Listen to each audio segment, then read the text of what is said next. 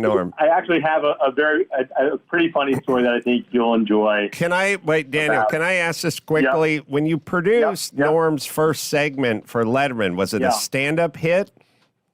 It was a stand-up, yeah. Okay. But here's the thing also, like, I don't take any, there's no sort of, like, discovery here because this was a guy who was, everybody who saw him discovered him. He was, he just was way above everybody else in terms of his abilities.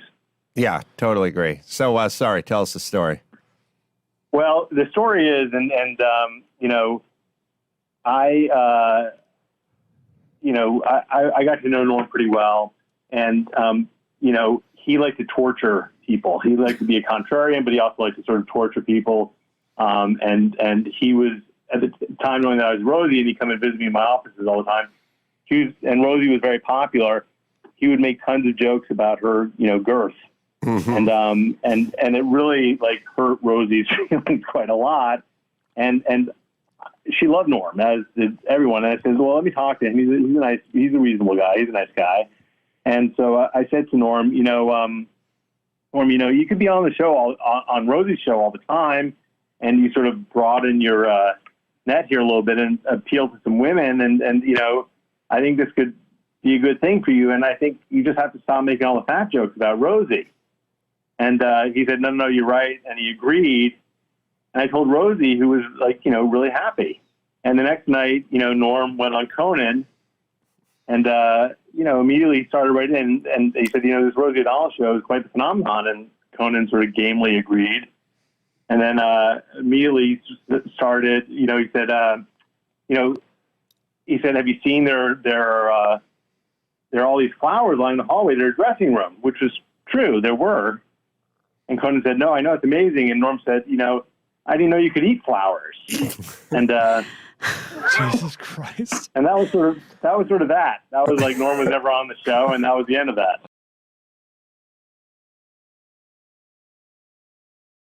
This is an exciting day here at 30 Rock. You know, the Rosie O'Donnell show premiered today. And I was in its tapes at the same floor as Saturday Night Live on 8H. Mm-hmm. They had flowers sent. There was the whole... It's unbelievable. You know, people must love her. There's flowers all along the entire 8H. Right. All flowers. They're sent by, like, there's one from Madonna, one from Elizabeth Taylor, Regis and Kathy Lee. I've never seen so many flowers. It was... I didn't even realize you could eat flowers. I didn't even know that.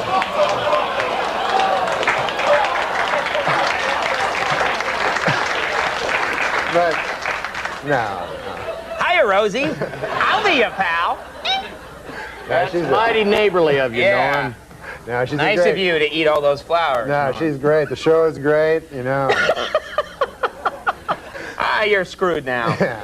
Rosie O'Donnell hates me, too, so...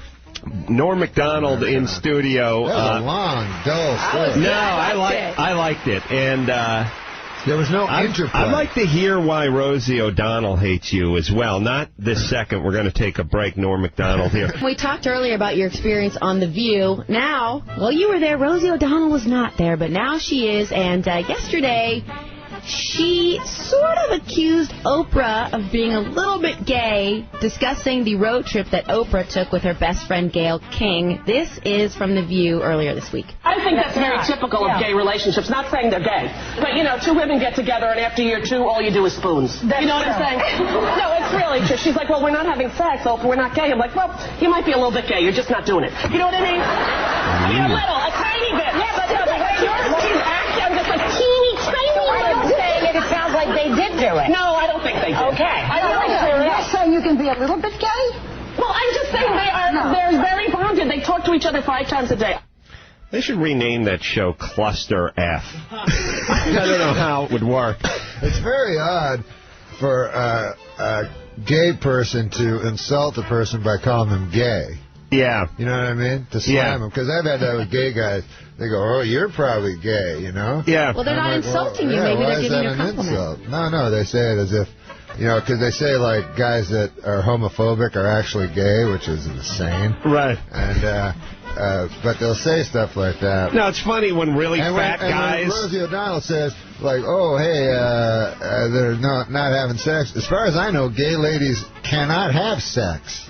Yeah, they can do... They can just have pillow fights or whatever. I mean, they can do what we do They can't have before we have intercourse. sex. Yeah, they can do what we can do. Horseplay. I think they call it foreplay. I think they call it tomfoolery. Well, Norris told us that he's lost all interest in women. Yeah, my dad used to say, knock it off, take it outside.